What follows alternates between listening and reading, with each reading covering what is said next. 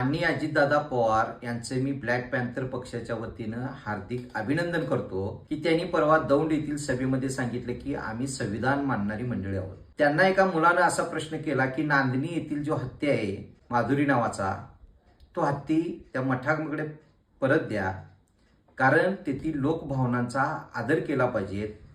अनेक लोकांच्या भावना त्या हत्तीशी जुळलेल्या आहेत आणि अशा पद्धती त्यांच्या भावनांशी खेळणं हे योग्य नाही, ही बाब निंदनीय आहे.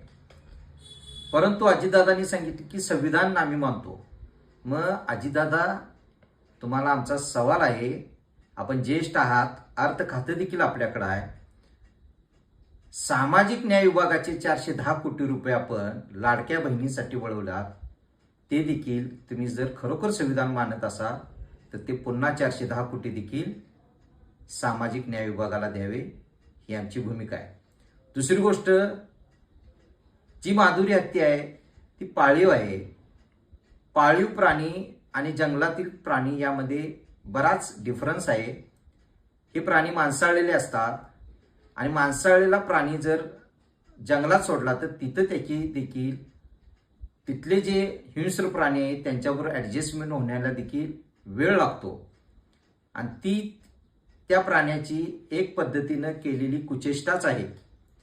जर अशा पद्धतीनं हत्तींबाबत निर्णय जर घेतलेला असेल, ते बी अंबानी सारख्या उद्योगपतीच्या प्राणी संग्रहालयासाठी, तर घराघरामध्ये पाळीव कुत्री पाळली जातात, त्यांना बेल्ट लावून पाळली जातात.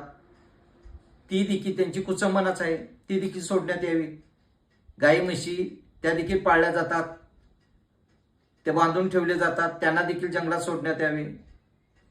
याच पद्धतीनं अनेक प्राण्यांच्या, मुक प्राण्यांचा आता अनेक मठामध्ये घोडे पाळलेले आहेत, ते देखील सोडून द्यावेत, त्यांना नैसर्गिक आदिवासामध्ये सोडण्यात द्यावे.